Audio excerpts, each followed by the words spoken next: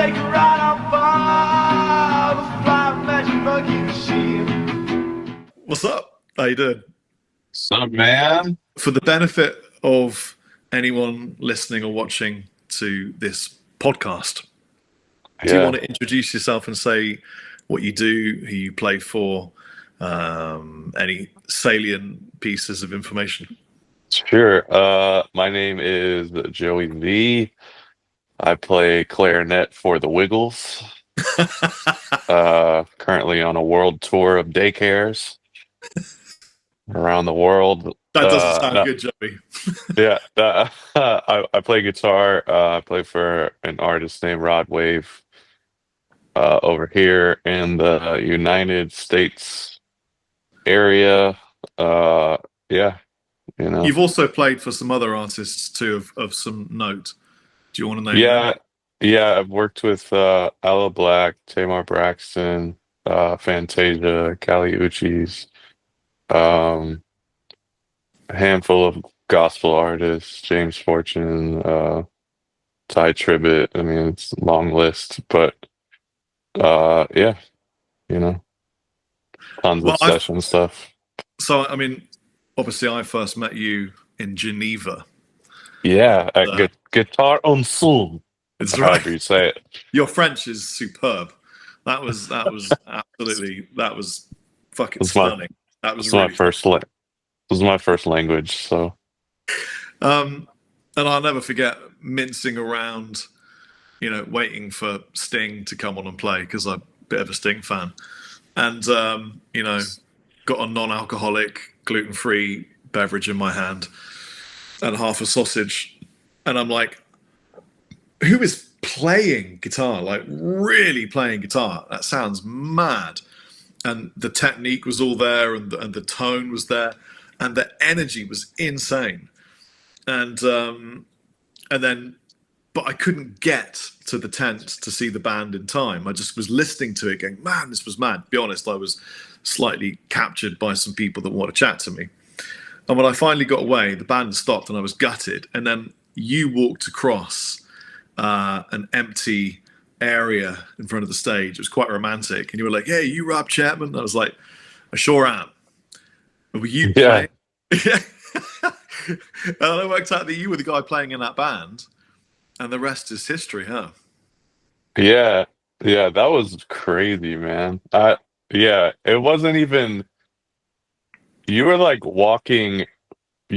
15 or 20 feet in front of me, and I guess I'm so obnoxiously loud when I talk. I wasn't even meant for you to hear me say that. I was like standing with the rest of the band, and I was like, hey, that's Rob Chapman. And you heard me, and then the rest. I like that about you, Joey. I like the zero. Here's something about Joey. There's zero bullshit, zero filter, and almost no line. Like, as an English guy, there is a line. Joey's like, see you later line. And masses of inappropriate banter and the like. But it's been really cool getting to know you.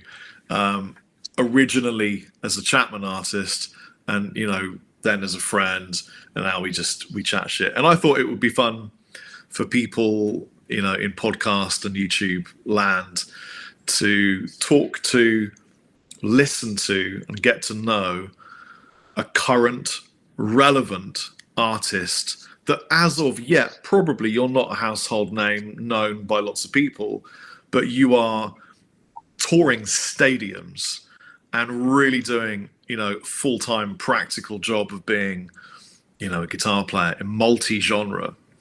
And I think people can learn. I mean, I've learned a shit ton from you, even just recently talking about Floyd Rose, and I need to talk to you about that again.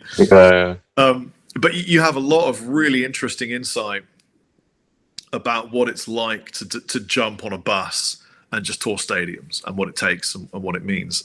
So what was the first big gig you ever played, really, that you can think of? Oh man, I think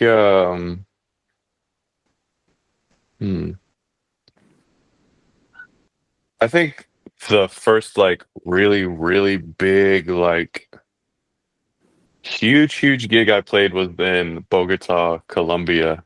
Um, and it was with a Christian artist I was music directing for at the time. This was maybe 2017, 28, I don't know, somewhere around there. I mean, I've done big gigs before then, but this was like the biggest gig I had done to that point. It was like uh enormous festivals, like 80,000 people or something like that. It was really crazy. Um yeah, that was I think that up to that point, that was the biggest gig I had ever done. I mean, that's a lot of people. Yeah. That's when you can't you can't. The stage is so big, you have no communication between the other artists on the stage. It's so Yeah. deep, you can't really connect with the audience. They're just like a fictitious, random blur of people. You can't see to the back.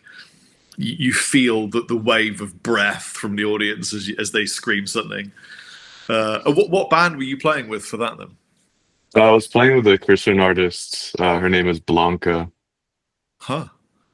And It's amazing to me that there are so many artists like this that I would never have heard of that will yeah. pull an audience bigger than I could ever comprehend.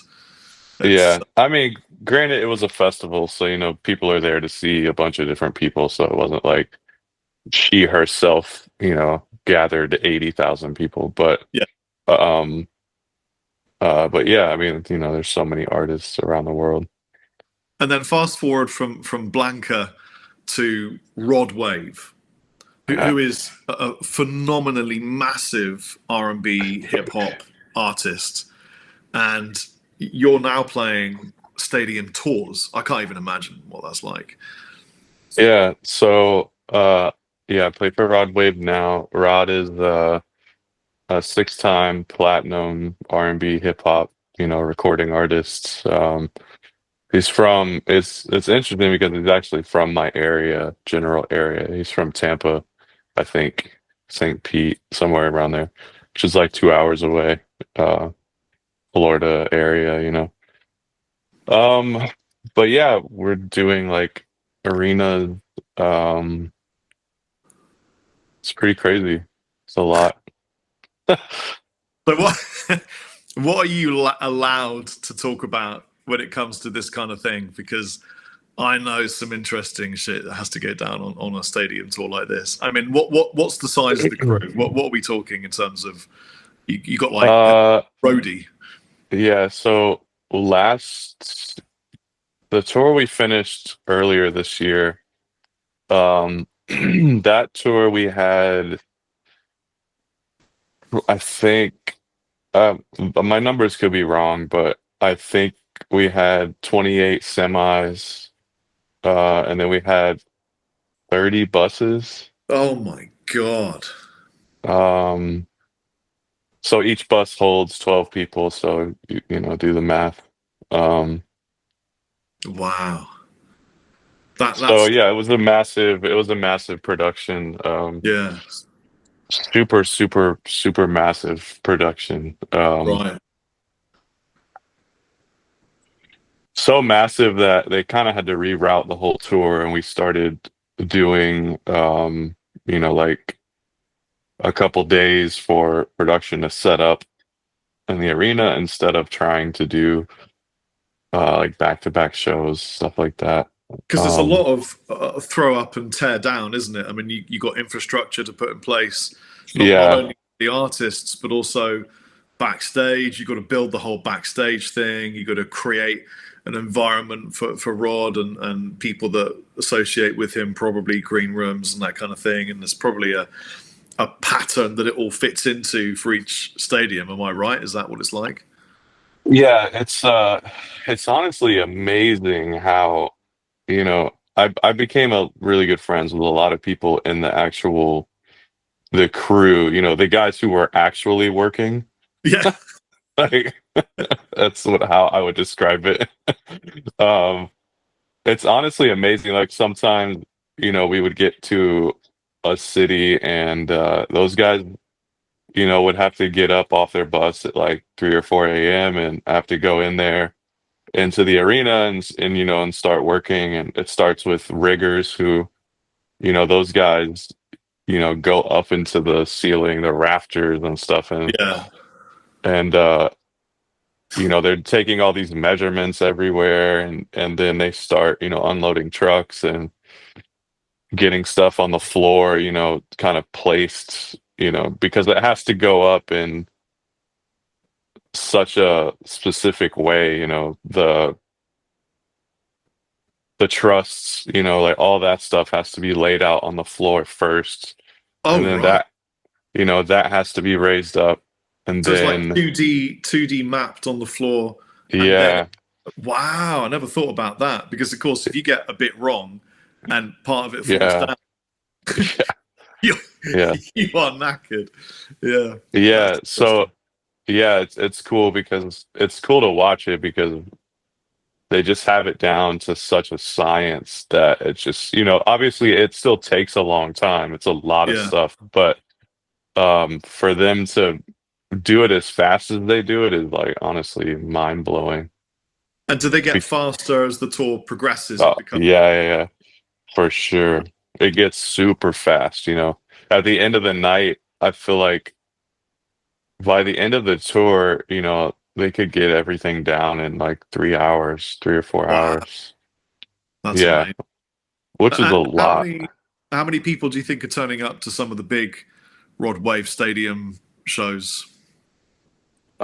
I think the biggest night we had was 24,000, something like that. Wow, that's amazing. 24, 25,000, I think, Uh, I something can't like even that. imagine, you know, having more than sort of a couple of thousand people ever wanted to come and see anything I do. That's absolutely mad. That's Yeah, really incredible. it's it's interesting because, it does obviously the people are so far away, it sometimes it doesn't really feel like you're playing for anyone, Right. Yeah. if that makes sense. But There's that psychological disconnect because yeah, what a lot of people don't understand is the length of the stage before the audience, but well, before the security, and then once you get past the security barriers, then there's the audience. So it's like this massive length in front of you, and you couldn't really hear anything or really see much. It's mad. yeah, it's intense for sure. Um, but still a really, really great experience. Yeah, I'm sorry I had So to wake you up in the morning for this, man. I feel bad because no, it's okay. I have a long day. I needed to get up anyway. I have a uh, long day. Joey has a little girl, so he's doing the new dad situation, which is something that I'm very familiar with because I have a 6-year-old girl and an 8-year-old boy, and they keep me severely busy. And I know what it's like to have little tiny squishy ones that you can hold with one hand for a bit, and then they grow and start wanting iPhones and stuff. Yeah, I don't even play guitar anymore. I mean, like, what is that? What Really, is? you don't play guitar anymore? No, I'm just kidding. I mean, of course I play guitar, but it's, I feel like it's way. Actually, what I realized the other day is how much time I wasted when I didn't Oh my have a god! child. Oh my god! That is never a truer word spoken I because mean, yeah, like I was trying to tell somebody that was considering being a father, and there aren't many guys that consider being a father, but he was like, what's it yeah, like? And I was like, well, look, when you you have a to-do list of tasks and you think, oh yeah, I should do that. And I was like, the concept of a to-do list means that you will do it. No, you do. It's a do list because if you don't do, you don't get nappies, you don't get the groceries you need, your car runs out of petrol, you can't pay your insurance. It's just a catastrophic nightmare that fails from the bottom up. So it's a do list, and you just wake up and do things. You don't stop. And if you get an hour, it's unbelievable. But I know you know that now. Yeah, man. And even it's a struggle for me because even when it's her time to nap and you're kind of like, okay, when like when she naps, I'm gonna like do all this stuff. I'm gonna make a video, I'm gonna play guitar, I'm gonna a lot of times what ends up happening is I'm so tired, I just end up napping with her. Yeah, it gets easier. It really does because when they start to have enough autonomy that they can walk around, they can entertain themselves a little bit. They can sort of, you know, they want to draw in a restaurant, for example, and then you can actually eat. That I mean, I went for a meal with Dan, the marketing manager from Chapman Guitars, yesterday. He's in Malta, Oh, and cool. he's got two kids, and obviously I've got two kids, and it was one of the first meals where I kind of looked along the table and saw all four children just drawing, communal drawing, and they were so happy with their crayons and their pens. And Chloe had got this like drawing kit for her birthday, and we went the entire. I had two margaritas, a burger. I considered a dessert, and not once did they go, "Dad, Dad." I was like, "This is the dream. This is amazing." Reached that point. So I promise it happens. Yeah. But that's a good segue into appropriate parenthood gear Yeah. because, and actually, I want to ask a question about something that you once said to me about gear. So I remember when I started delving into things like, the New X Trident, which we both tried at NAMM, the Helix Stomp XL, all these floor digi processors. You said to me something that blew my mind, which was that now some tours request or will only let you use that kind of thing on stage. They won't let you use an amp. Yeah, that's definitely a real thing. A, a lot of, production managers or whoever the powers may be, just want a clean stage, so either that or logistically or how, you may be on a smaller tour or whatever, where they're trying to save money and backline is, and a backline is a very high expense for any tour. So if you're somebody that can just be self-contained, it is money saving, so Yeah. it's definitely becoming a thing for sure. Um, and then you have to factor in that, I mean, we all love tube amps. I do. I will always prefer a real amp on Yeah. stage. But there is the factor that, a tube amp is like a car to me. It's not when it will, it's not if it'll break down, it's when. It's weird. Yeah. Like, it's gonna break, Yeah. Yeah. for sure. Well, I mean, yes. And I remember when I first started gigging, I don't know if anyone else has had this experience, but I used to have nightmares. Like when I was asleep, I'd have a dream. And the nightmare that would reoccur would be that a string would break. And then I played a gig where a string broke. And it was a hard tell. I just kept playing. It didn't make any difference at all. And then I had a nightmare that a valve would go. And I played a gig and I did blow a preamp valve. And there was no way around that. What do? You got no valve, you got no amp. Simple as that. So that nightmare reoccurred until I started bringing with me matched sets of valves, biased. And when I was doing some of the bigger tours with Dorje, we would have valves because if you don't have spare tubes, I should say. If you don't have spare tubes, you're just asking for a problem. Or a spare amp, you've got to bring a spare head. Everyone needs a bit of spare head now and again.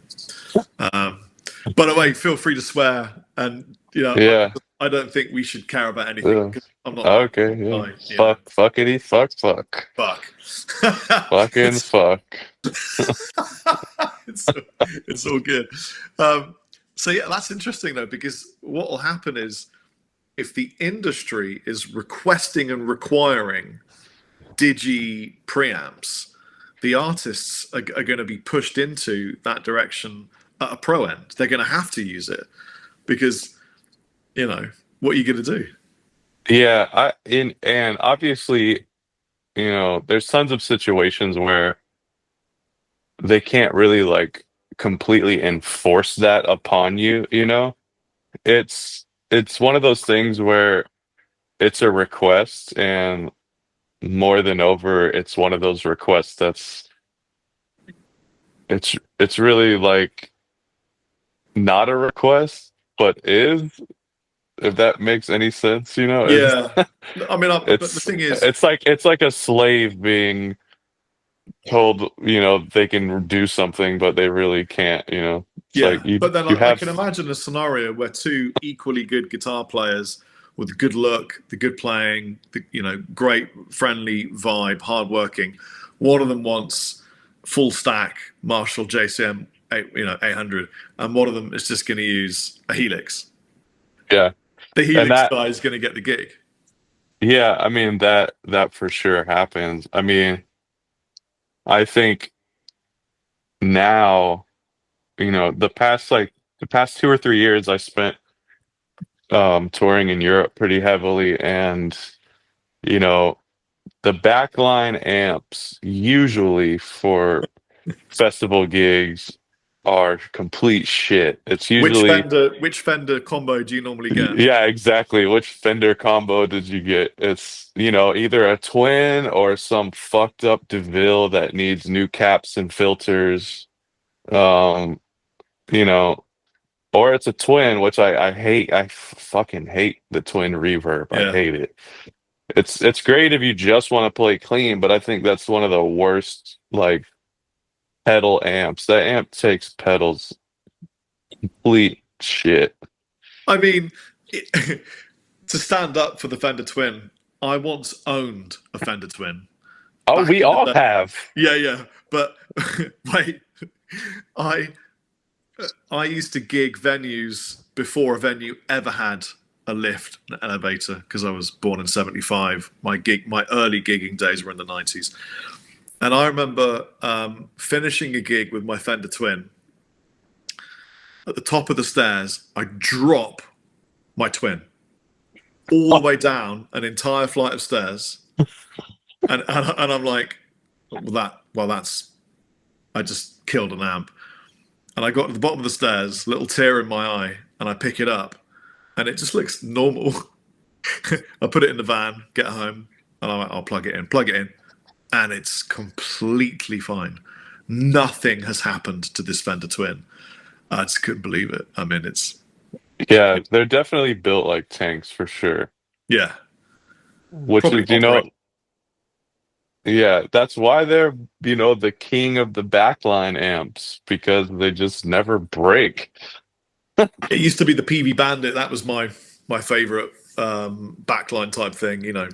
They were I everywhere. mean, yeah, dude, honestly, I could totally, I feel like the one of the most slept on amps ever is the PV Classic 30 or Classic 50s. Man, they were good amps. They were really the PV Delta Bro, Blues, all that stuff, man. dude, the Classic 30 and Classic 50s or Classic 40s, whatever they were, the bigger version of the Yeah, 30, the overdrive channels on those amps are like fucking amazing. yeah, If I yeah, if I could have those for backline, like that'd be great. But yeah, never gonna happen. It's gonna be a twin or a DeVille.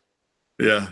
Well, that's it. And if you're not a Twin or a DeVille player, and you are faced with where you're going to use those and a pedal board, or you're going to bring, the new Helix Stadium, or you're going to bring a new X Amp Academy Stomp, or you're going to bring, a Kemper, then you're just going to do that, aren't you? I mean, Yeah, honestly though, man, over the past 7 months, I think for me, what's been the this like I'm really late to this, I'm sure, but the biggest thing for me has been like slaving the power section of an amp to the Helix, if I'm even Oh saying yeah. that right. I did this artist gig with this kind of new guy on the block. His name is October London. Um, he's like an R&B type of guy, pretty big artist. I did a one-off show with him in I think March or May, something like that. Yeah. And they had two DeVilles, and I slaved the power section of those to the Helix and went stereo, and just you just turn off your IRs because you have like real guitar speakers, and it Yeah. fucking sounded amazing. So you hadn't done that before? I've never done that before because I'm completely an idiot, I guess. It Wow. sounded so freaking good. It was Well, because amazing. yeah, I mean, obviously, the more you can remove from the imaginary rig, the less imaginary it becomes, and the better it will sound. But then, if you want that really good in-ear mix, and you want the sound guy to have, a really good thing that he can play with, it's easy to just send him a direct from your Kemper or whatever you've got. But yeah, I mean, in the studio frequently, I plugged into the Richie Kotzen combo, and I just use the preamp of the Trident or whatever into the combo, and then I've got all my effects, I've got all my switching, but I've power section, the 1x12, and it's phenomenal. I mean, it's practicality and the tone. Yeah, for sure. So that's something I've been doing now. I think moving forward, if I'm in a situation where I have to backline amps, that's for sure what I'm just going to do moving Yeah. forward, because most of the time it's the preamp section of the amp that just, isn't taking overdrive pedals well or stuff like that. It's not the power section. Yeah, that's what Steve Vai did.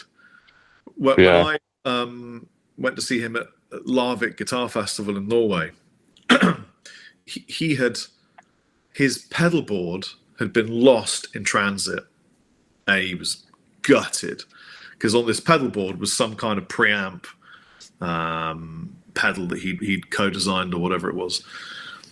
And I believe an amp as well, and it all went missing. It happens to everybody. So Steve rocks up, and they had a bunch of orange amps. He's not an orange amp guy.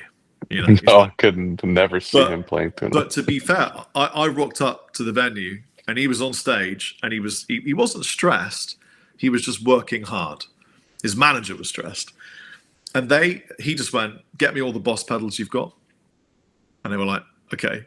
And he put together a board of just Boss pedals, 2 delays, DD3s, I think they were, the 3 Boss overdrive pedals, the 3, and then a reverb, a noise gate, obviously a tuner, the Wazza tuner, the black one. And he just set up 3 of his Boss overdrive pedals to be the preamp. So he had, was it the OD? What's the orange one? I'm really bad with names.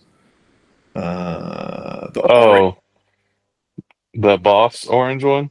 Yeah, the one that Oh, I've got 2 of them here. Is it the ODR one God. or something I like don't that? know. That was the first pedal I ever had, though. We're both professional guitar players, and we I cannot cannot think remember the of the name name. of this. The We're going It's to something absolutely distortion. savage. Yeah, it's something distortion. DS1. We're going to get Yes, savage. the DS1. Yeah. It's the DS1. Listen, I won't blame any viewer for savaging this comment section right now. We quite humbly quite deserve to be destroyed and create a new rectum. He used that as a rhythm tone, and then he layered on top another one to give like a crunch, and then another one, and he structured this beautifully. And then I remember at some point we had a backing track, and he started playing, For the Love of God, and it just sounded sick.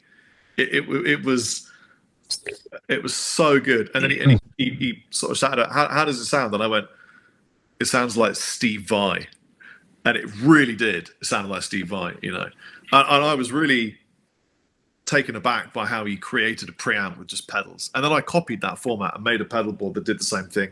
Shot a video about it, got the whole idea from Steve Vai. But it was amazing. Just right in the back of a orange Rockaverb 100. He didn't use the amp. He just used the FX return into the power amp. It works. Yeah, no, yeah, definitely, definitely works for sure. Which is, sorry, to me, it sounds better than, distortion pedals in front of the amp. Especially someone that is, if I'm going to use an amp, I would prefer to get all the gain from the amp and not pedals. So, yeah, it sounds way better in that aspect too. But anyway, okay, go ahead. That's always been my modus operandi. In fact, what I normally put in the loop is a boost. Yeah. And then this is me rolling off the volume on a guitar. We need to talk about this one in a minute. So what I do is I've got very used over the years to, the feeling of the volume knob going to the first bend. So from the tip of so this is so anal, but from the tip to that first bend in my little finger is from clean to crunch. See that? From the tip. I've never talked about this. This is so stupid. And then any more, that's lead. Oh, that's cool. So off tip, that's crunch, and then it's lead. And so I'm putting my tip in, and then I step on the boost in the loop to give me the third channel, the lead, dirty stuff. Very occasionally something in the front, but just to push the preamp valves, like a tube screamer with no gain on it or something. And it sounds great. Volume just makes things sound good. If it just loud. Yes. Loud is more better. Yeah, more loud, more betters. The better is in the loud. There's a t-shirt there. Yeah, it's just gooder. So much gooder. So why don't you tell the viewers what you take out on a Rob Wave stadium tour? What's your rig? For this last run we did, I was kind of in between amp companies at the time, so I was just kind of using two DeVilles, and I had my Helix, and was kind of rolling like that as far as gear on the floor goes. Guitars, I kind of, because it was in the US, we could go home every now and then. If we had like a bunch of days off, usually I would just fly home. So I would kind of bring a guitar home and take one back, just to keep things interesting. But for most of the tour, I was using the Chapman Sarge, which is Chris Robertson's signature, which is a killer guitar. Super yeah, it's killer guitar. I use that guitar for the majority of the tour. I took my hot rod out a lot. I use that guitar a lot on the tour. Wait there, I've got something to show you. This actually is for you. Yes. I'm gonna mail it to you. So this is prototype 1 hot rod. It's the prototype for the model, and so sick. I've stripped it of all its bits, and obviously I told you why. But look at the figuring. So good. I don't think do anything you want with it. It's yours. I'll ship it to you, and you can just have it. It's got nothing in it. I'll send you some cash so you can put bits on it as well, mate. Mine figuring isn't as good as that one. That's a nice. I like what you've done with it though. That's really cool. Oh yeah, that's pretty cool. And you got the kill switch underneath as well. Yeah, and you got to find the hole. There it is. It's like a guitar lightsaber. Yeah, that's amazing. Joey never leaves his guitars alone. Don't. I think, I mean, I don't know how many guitars you've purchased or we've sent you from Chapman, but I don't think you have one that's stock. Do you have one that's stock? No. No. Nope. I don't have one that's stock. I've I think I've ruined three that I just can't play anymore. What? Yeah, I just were like I tried to route them myself and it just went really bad. Dude. Um, but hey man, you gotta pay the cost to be the boss. No, I'm just It's kidding. true. You got to pipe the rats if you want to be the. I don't know. There's a thing. Well, look, don't ruin this one. This is a special one. Man. No, yeah. That I one wrote is the going. track. Do you remember the track "All" by the Yeah. band?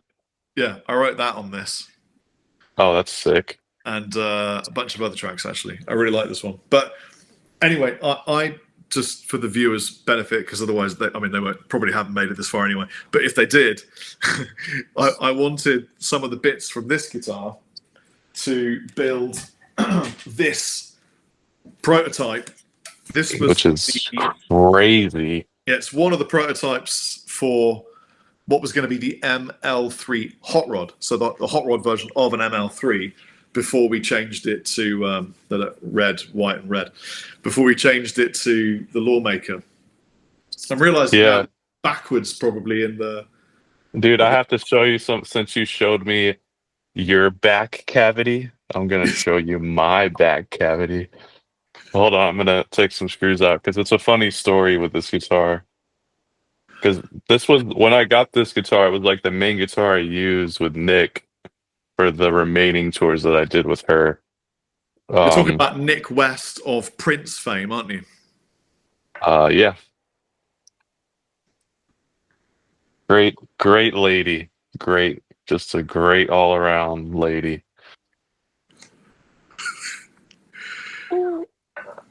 Just so good. Just so good.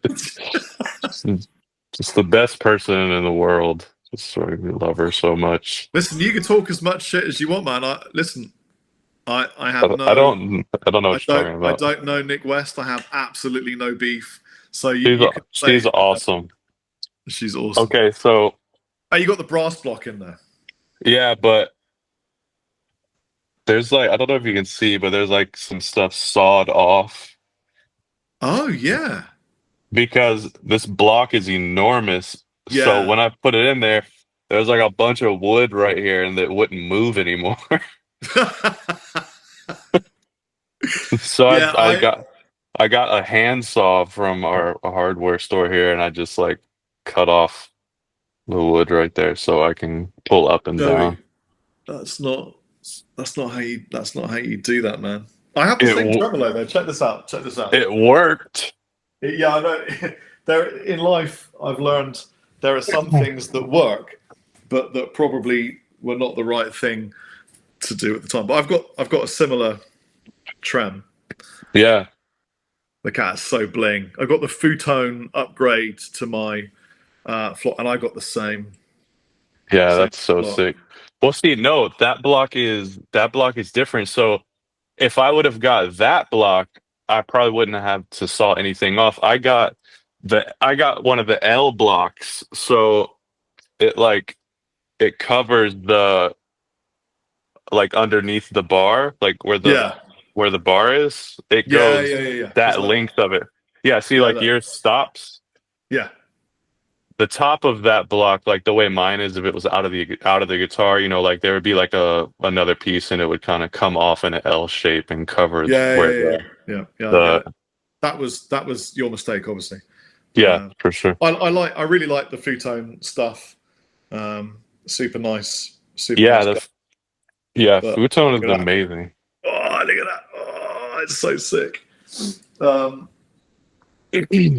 But yeah, this is it goes. But here's the thing. So I was telling Joey last time we spoke, we had coffee. But listen to this. I don't know if you can hear that. It's probably not going to Yeah, happen. I can actually hear that. That's You can? crazy. Yes. Wait. Listen. Ready? Do you hear that? Yeah, What is it? dude. If I loosen the locking nut, in fact, I'll do it right now because we're on a podcast talking about guitar stuff. If I loosen this stupid nut off, ew. Okay, here we go. I love Floyd Rose bridges. Right, so now that's loosened off. Nothing. Completely silent. Zero movement. So, is the problem the nut, or is the problem when you lock it here, it moves the neck in a different? Mm. The torsions are different. What would you think it was? Because you played with the Floyd for years Yeah.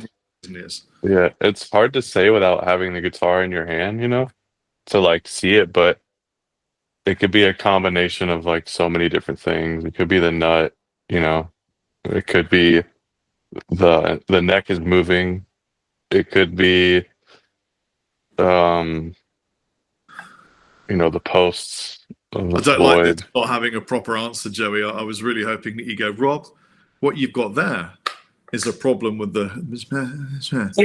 Nah, bro, guitars are never that easy, man. No, I know.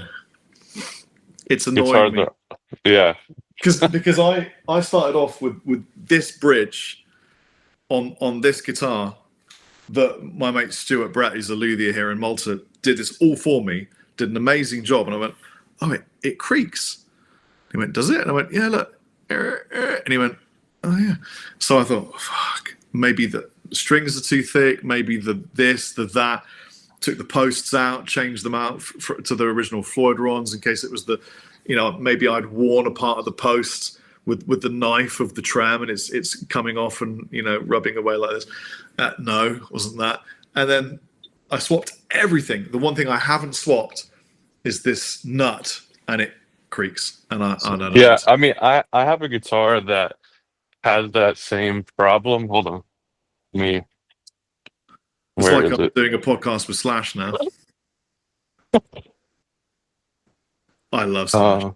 Me too. I Slash is think people amazing. that don't like Slash's playing don't understand guitar. No They choice, don't. style, tone. They also don't have as much money as Slash, so Does that do the same? it just did it and then it didn't do it again. But that doesn't have a locking nut. It doesn't, but it has a Floyd. It's like the super old. It doesn't have fine tuners, but it's a Floyd. This is like looking back in time. Yeah, it's a super old school Floyd. Yeah. Why have you nailed a coin to the body? Because Eddie Van Halen had a coin on his body. Oh, I forgot that you're an absolute Eddie bum boy. Yeah, this is like my Eddie tribute guitar. That's really cool. It is pretty cool. It just needs a lot of love right now. Is that where you got your picking technique from? Who, Eddie? Did you hear that? What happened? We had a really weird audio artifact where it sounded like a woman went. That's the weirdest thing. I hope to hell that when I get the transcript and the recording back, that's on there because it's so funny. Yeah, you said, did I get my pick technique from Eddie? Yeah, because you have, listen, for viewers that don't know Joey's playing, he has fucking annoying good right hand stuff that he does, all the alternate picking and Honestly, I got my picking technique from Eric Johnson because that's probably my all-time. Like, if I had to pick one guitar player, like I could only listen to for the rest of my life forever, even though Eddie is really like almost tied with Eric, it'd probably be Eric Johnson. Right, that's interesting. 'Cause I was like massively obsessed with Eric Johnson for the majority of my teenage years and adult life. That's really interesting. For the reason, I just heard it again. It's really odd. We're gonna have to research and see what this weird noise is. It's a ghost.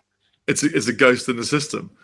Is it the it's the ghost of Eddie? He's come back. Why don't you like me more than Eric?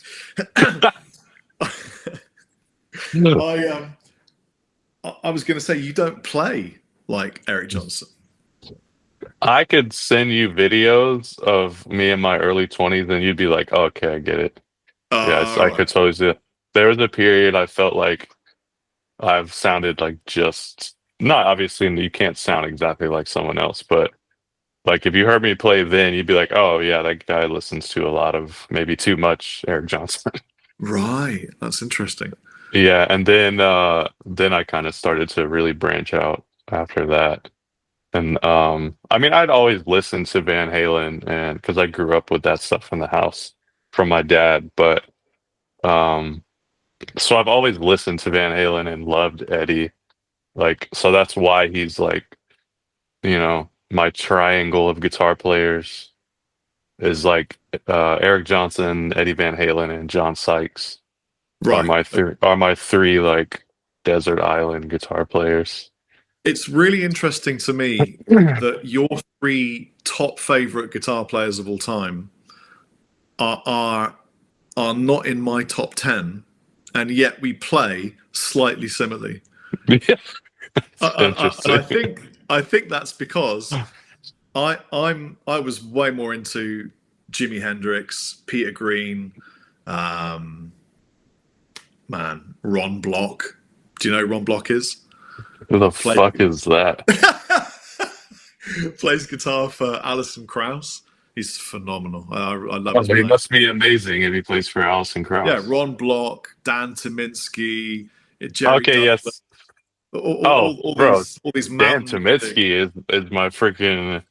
Come on, man. You're American. Yeah. I mean, Jerry Douglas, bro. You talking about the dobro legend? That's the guy. I would melt Dan Jerry Douglas. Dan Tyminski, though, bro, is like that. Dan Tyminski is like my guilty pleasure guitar player. I think like not just guitar player, but I mean they all sing as well. Vocal, yeah, just full package.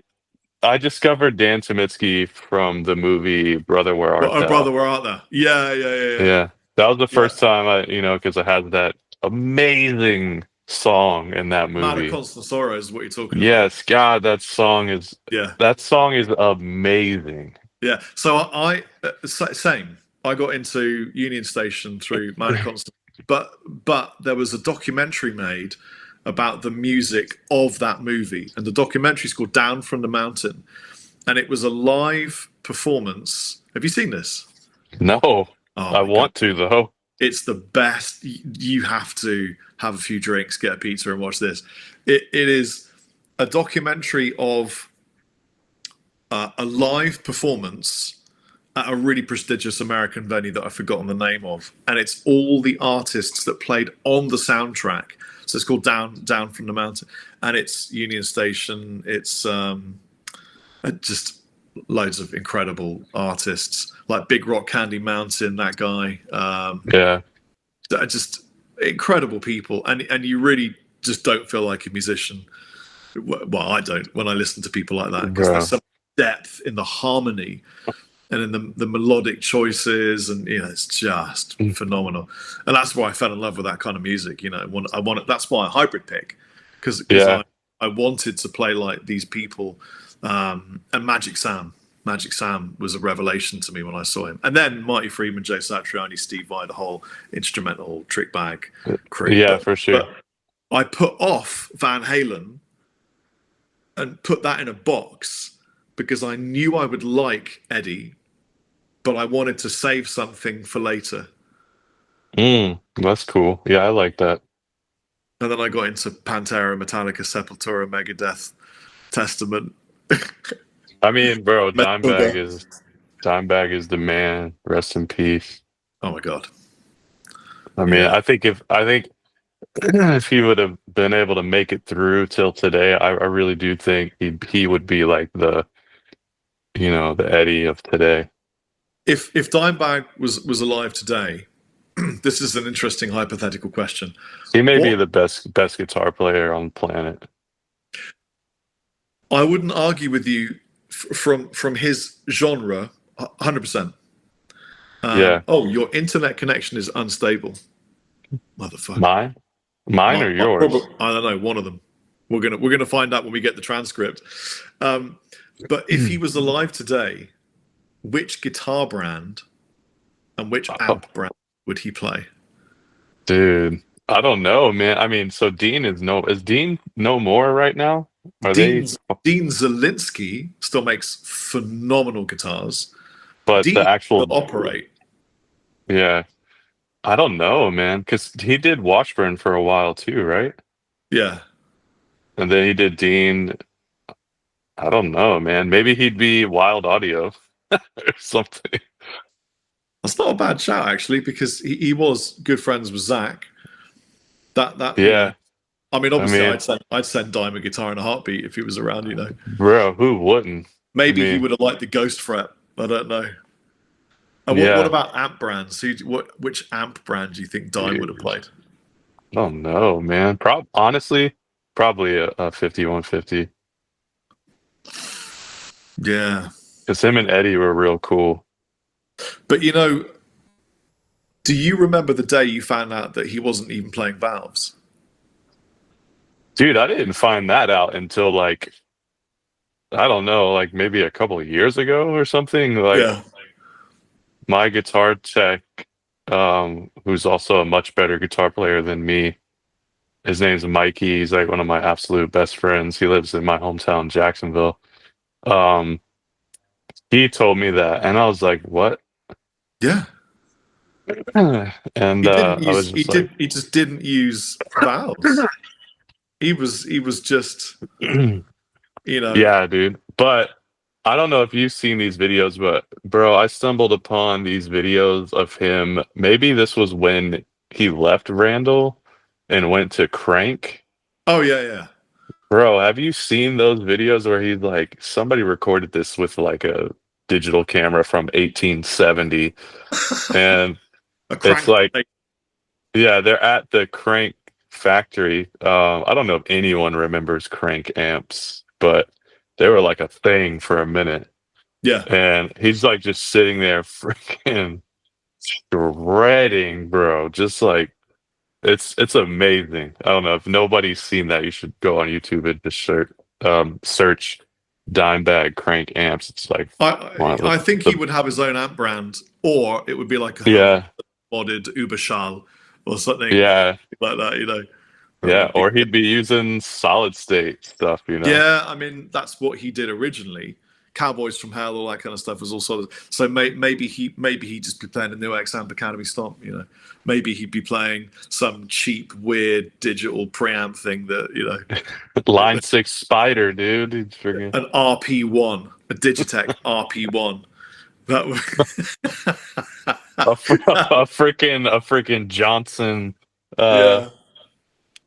You know what I loved about Dimebag's playing was, for some reason, and I don't understand why I feel this way, there's some kind of emotional content in the lead playing. Man, bro. It's Cemetery emotional. Gates. Yeah. The Cemetery Gates solo, dude, is like, oh my God. There's so much feeling in it. No, the beginning part of that solo, where he breaks into it, and it's just like, yeah. oh, Yeah. man. But it's just, I'm a sucker for any guitar player that actually has like good vibrato anyway. Yeah. And Dime had a nasty vibrato. Oh yeah. Just freaking gnarly, man. Just like so much feeling. But I think what made Dime so special, aside from the fact that he just play his ass off and he was a really nice, fun guy, was that what Dime really is the relationship between two people, him and his brother, and the sum of the parts was greater than it was greater because they were good together, because he was thinking about the rhythm when he was playing, and the riff writing is fucking spectacular because of him considering the drumming, the rhythm, the percussion, how it's gonna go. Like gun gun gun gun gun gun gun gun gun gun gun. Yeah. gun, gun, gun, gun. When you first hear that as a kid, it's like, oh my god, it's so simple, but it's Yeah. so powerful. I just fucking love that stuff. I just went to go try to tune this guitar to drop D to play a my favorite Pantera riff, and I just realized there's no tuning. Oh, dude, what There's is no. what have you done? I don't remember. I don't. Oh, I think I took these off and put them on a Chapman. That's what I did. You, It's one of you the Chapmans that cannot I have. you cannot help yourself, man. That's hilarious. I was literally sitting here like, He just removed the tuners. I mean, I don't think. the tuners are here. Yeah. They're there, but Oh, they're there. Yeah. The tuners are in your mind. I have never done that. I was I've done wondering why it was so out of tune when I took it. Yeah, I've done some horrible shit to guitars, but I've never done that. That's funny. Something else Awesome. that I like about your playing. What style are you? Because you can play, and you play a lot of church stuff. So Yeah, you can do that every Sunday.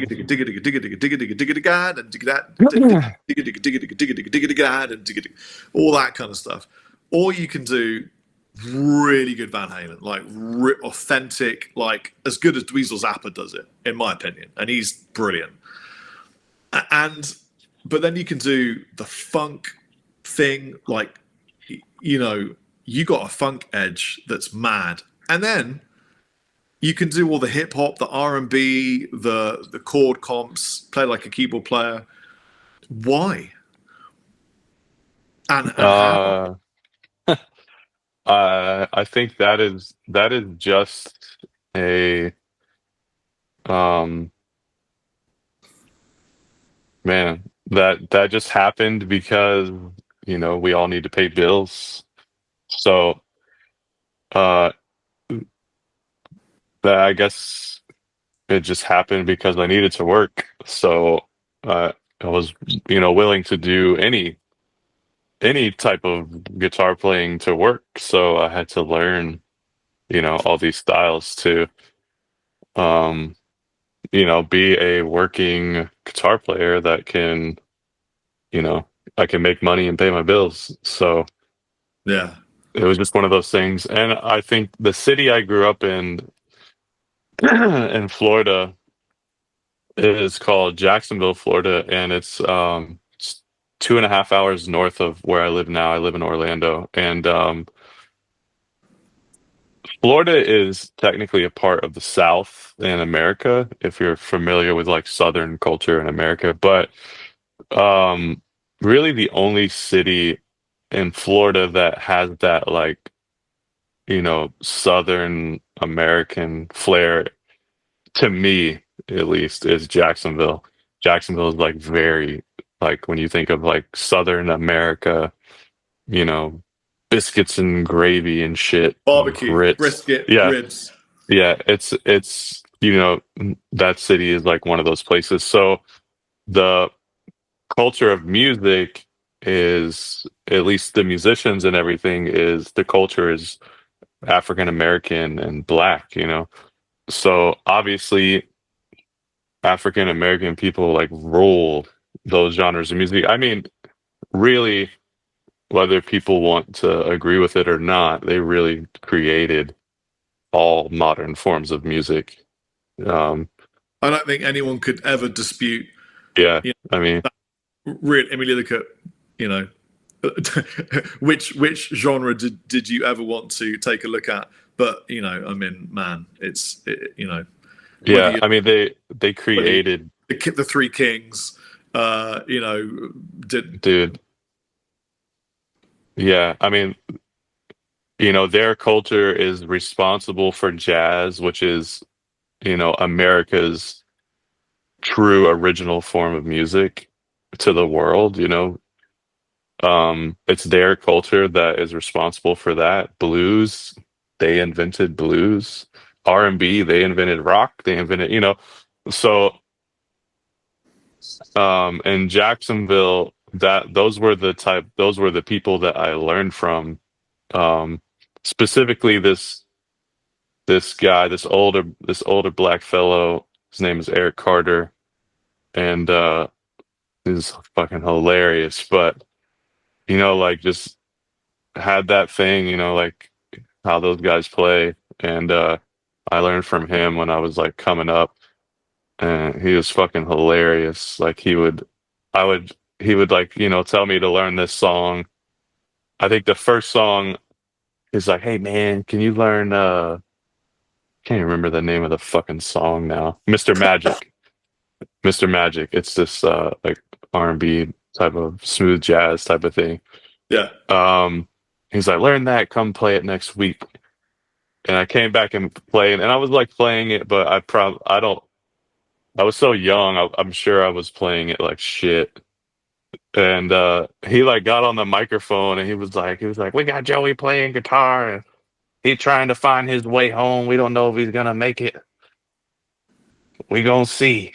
It I very much got brought up in that or I came up as a guitar player in that type of culture where it was like, thrown in the fire and either you're gonna swim or you're gonna drown. Burn. Yeah. But it's people like that will shape you, Yeah. in the fire of your will, and really turn you to what you become at the end. It's Yeah. amazing, these people that sometimes we don't forget, but it's always there in the code that creates you. But there's a chain of these people that turn you into what you are, and we owe them everything. It's, Oh man. yeah. Did you know that? Yeah. Did you know that Little Richard, his guitar player was Jimi Hendrix? No, I didn't know that. That's And pretty then if you cool. look at Little Richard and then look at Jimi Hendrix got his look from Little Richard. I could totally see that now for sure. It's there's such a chain of influence, because I mean back there were so few guitar players. So not only is black music creating genre, still massively creating genres, but it was hugely creating new people of color that ended up making, like, you go Little Richard, Jimi Hendrix, Prince. Do you know what I mean? Yeah, bro. I mean, That seed created these crazy flowers. Do you know what I mean?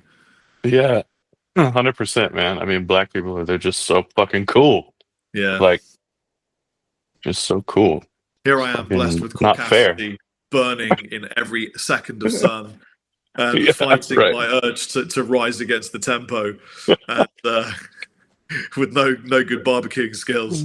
Yeah, they're just born out of the womb with just able to do it. It's Well, just not all of them. insane. Not everyone is blessed with that kind of musical fire. But I don't know. I think, yeah, I don't know. I don't know enough Yeah, about that black music in America. I don't know enough about it because I never lived there. yeah, Worked out that I've spent approximately 6 months of my life in America, but mostly, unfortunately, California. yeah. Sorry. I love bits of California, but my favorite Yeah. place ever was Nashville. I love Oh Nashville. yeah, Nashville's amazing. Yeah, that was great. Did a Yeah. really sick tour with Rabia. We went around that area. That was just, oh man, I had some ridiculous barbecue. Again, Yeah. person of color fed me so much that my ancestors were full. He was like, "You never had barbecue before?" I'm like, "No, we've had barbecue in England. But what we get is we get sausages, right? They're really shit, and you cook them until they're burnt one side, and then you turn them over, and you put a burger. That's a barbecue in England." He's like, "No, that's not a barbecue." I'm like, "Well, you better teach me." And he just made me a tray with like brisket. My mouth is going crazy. Beef ribs. I'd never had a beef rib before in my life. And then, the beans, all the sides. And I was like, how am I going to eat this? And he went, you just eat it. Just shoved it in. Couldn't move. That was probably the third most full I have been in my life. I love that we just tangented into food. Sorry, it's my fault, but I love food. At some point, That's so good. I've got to get Chef Brian on this podcast. But at one point, I went to a Hooters with Rabia and Matt Hornby because they did gluten-free wings, and I'm gluten intolerant, and I ate 56 wings. Oh my God, you ate 56? Yeah, and then I couldn't really breathe properly. I could breathe, but it sounded like that's what it was. That was bad. But that's my This is problem. random. This is random, but my 11-month-old had a Hooters outfit on yesterday. Wow, I am all for freedom. You know, all She for the freedom. She had a Hooters shirt on yesterday. It was hilarious. That's beautiful, man. That I is. think it was supposed to be like a Halloween costume, but I thought it was funny, so I just put Yeah. it on. It's great. Yeah. Yeah, I love that. My problem with America is the food. I like it too much, and I really like old American chains. Like that. Oh, what is that pizza chain called? McDonald's, No. the eldest of the chain. No. But you have a pizza chain that's kind of dying out. Which one? Pizza Hut, Domino's, Papa John's? No. Any of those players? No, there was one in Anaheim that I used to go to all the time with Lexi. It was a chain? Yeah. Really? I don't know. It might just be a California thing. Oh man, it's gonna do my head in. The California Pizza Kitchen? No, it wasn't. No, it's not a California. I'm gonna have to look up on my phone what this. It's one word. Pizza chain California. Oh man, this is going to be bad. If I can't remember this, it's going to sit in my head. It'll be one of those. I'll wake up at 4 a.m. for a piss, and my brain would go and tell me what this one pizza chain is. Pizza Man, Pizza Set. Oh my god, there's so many pizza places. Shakey's. It was Shakey's. Oh wow, okay. Have you ever had a Shakey's? I haven't, but I know of it for sure. Bro, this was my experience. I went up and I went, okay, America has big food. I've got, I get into the big activities, so I'm gonna get I myself, love that big activity. I'm gonna get myself a medium pizza because I wouldn't go for a large. In England, you'd have a large, so a medium pizza, and I'm gonna start with some wings. So I got a small wings, and I sat down, and they brought a tripod, like a trestle, to the table.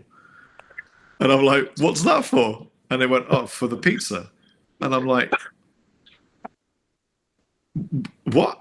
And then they put the wings under this trestle on a dish that was about as wide as my shoulders. And then they put the pizza on top. And I'd made such a big mistake. It was enough for a family of 6. And I did my damnedest, but I failed. Beard meets food. It was more like food met beard. But it was really good. Yeah, welcome to America. I love it. I love Shaky. I love Carl's Jr. That was such an exciting place to find. Carl's Jr. You like Carl's Jr.? Yeah, man. That's a tasty Disgusting. burger. I don't think Americans know how good Carl's is. I'm here for Carl's. I'm just telling you. Maybe. I mean, we're so blessed with artery clogging food that we just don't know what we have, man. Yeah. We're so used I've never had a Shake Shack, and I've never had what's that? Shake Shack is fucking good. I've heard this, but I don't think they do gluten-free buns, so I'm immediately out. And I don't know. I mean, any burger place that's putting like an over easy egg on their burger, like count me in. And with bacon, bro. I can have breakfast and lunch at the same time. Like, let's go. I went to Sicily recently, and I was amazed to discover that they do pizza carbonara.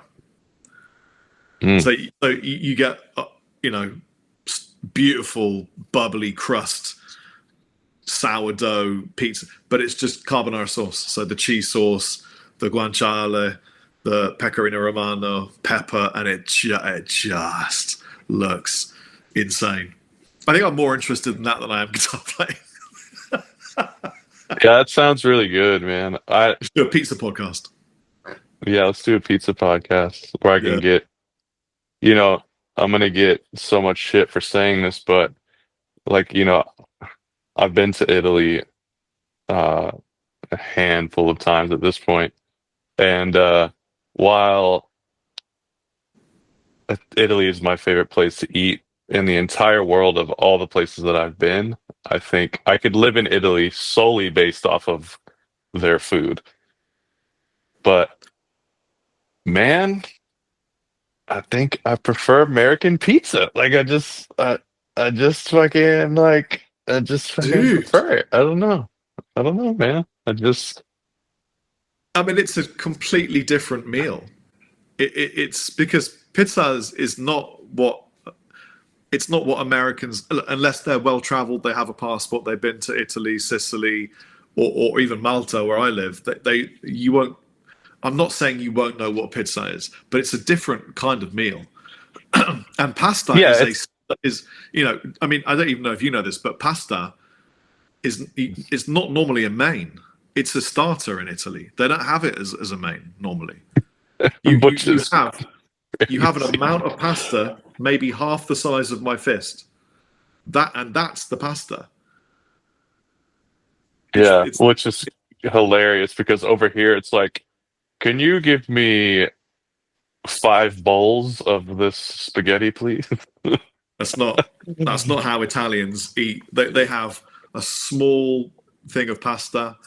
They have the bread, the oil, the vinegar, and then they Right. have But secondi. It's a multiple meal thing. Or at least it was in Sicily when I went there. no, it is for sure in Italy. I think my favorite city to eat in Italy is Jesus Bologna. Not Jesus, but Bologna. Right. I couldn't I was having a brain fart and I said Jesus Bologna. Have you ever been Bologna? Yeah. In Bologna. Yeah. Bologna, Italy. Have you ever been to Rome Airport? Yeah. It's the best airport in the world. You are out of your fucking mind. No, it won What are you best airport. smoking today? I don't smoke anything. It won best airport in Europe 3 years in a row. Rome. You are full of shit. No. I'm serious. That I'm serious. airport sucks. You must be thinking of a different airport. What's it called? It's Rome. Hold on. I'm going to find it because I think there's more than one. Yeah, Fiumicino, Rome, Fiumicino. Yeah, I've Airport. been to that airport. I did not like that airport. Best airport of the year. Let's find it. Yes, Rome's Fiumicino Airport, also known as Leonardo da Vinci Airport, has been recognized as the best airport in Europe for the Wow. 8th consecutive year. Suck it, Mr. Z. Specifically, I'm sorry, bro. It Nah, was fuck that, awarded bro. this title in the category of airports with over 40 million passengers. 40 million passengers per year. Comes from Nah, the bro. Airports Council. Fuck that. Mate, The best airport in Europe is Istanbul International. I've never been there, so I can't. Oh my God, bro. That airport is fucking insane. Really? It's like an amusement park. That's interesting. I have That to check. airport is I've never been to a nicer airport. Maybe Seoul, Korea. That Oh, that's airport. amazing. Yeah. Yeah, that airport's ridiculous. But Istanbul, bro, that airport was insane. insane. What was good about it?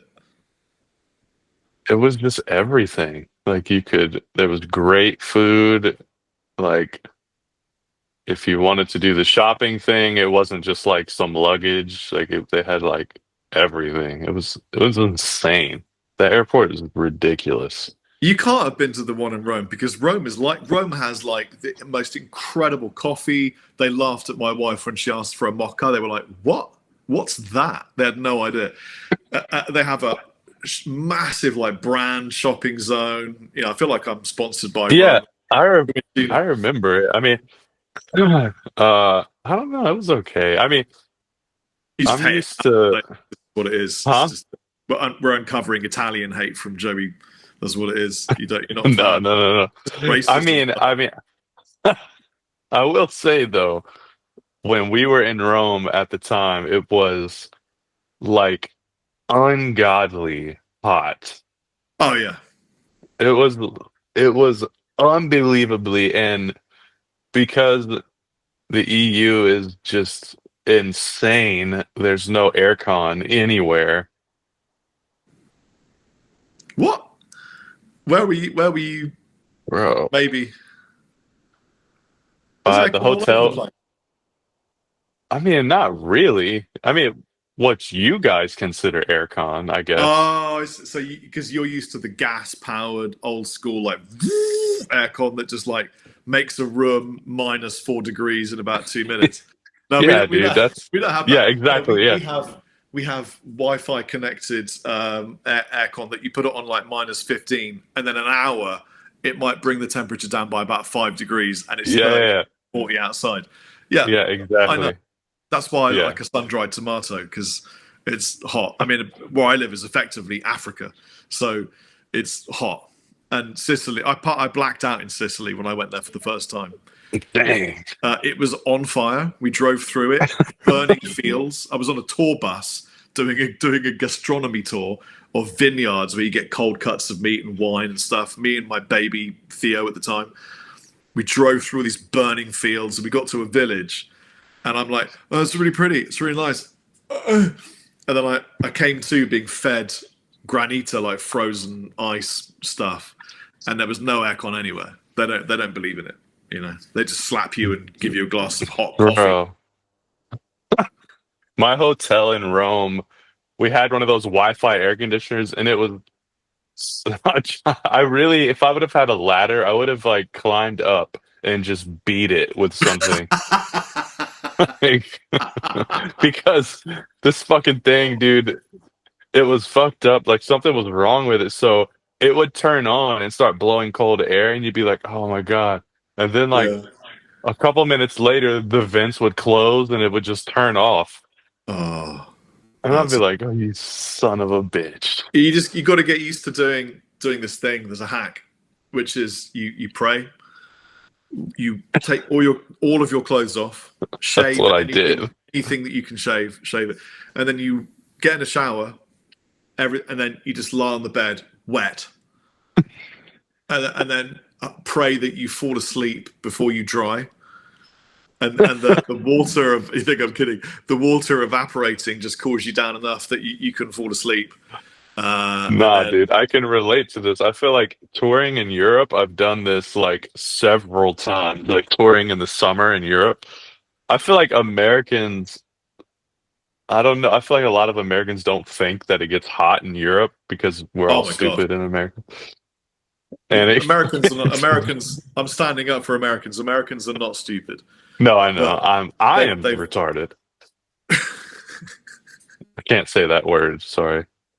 Joey, you can say anything you want on the Rob Chapman podcast. It's entirely up to Okay. you, man. I'm not going to get any things that you say, so it's fine. Yeah.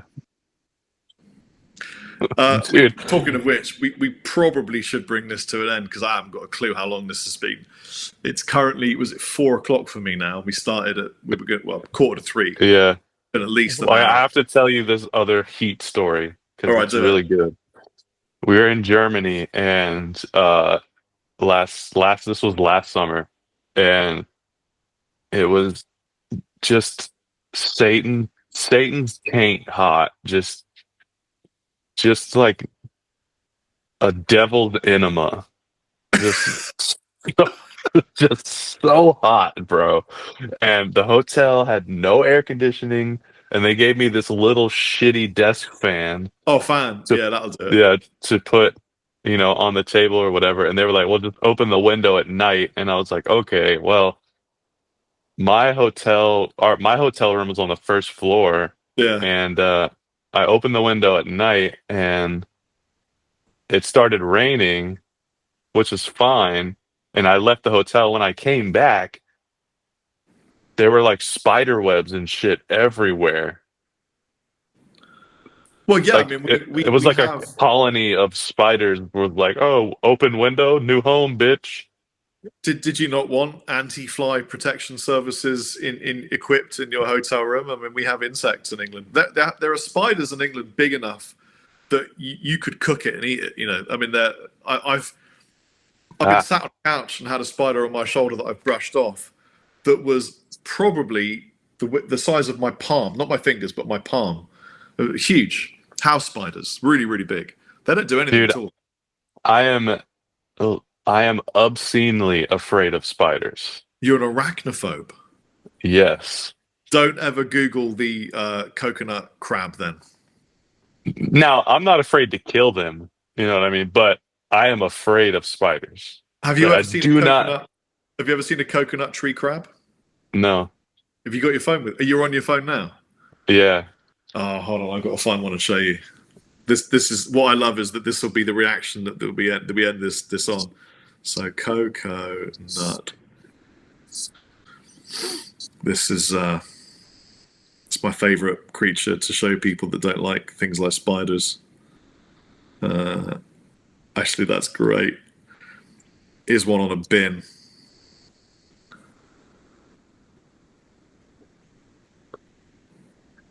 Bro, like why does that need to exist?